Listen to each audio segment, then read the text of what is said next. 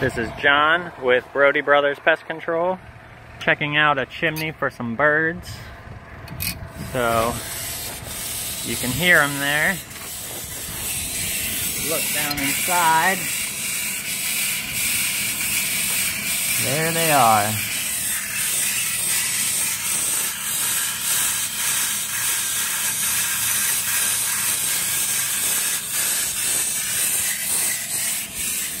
So it looks like there's not much room in the nest, but that's normal for martins or swallows.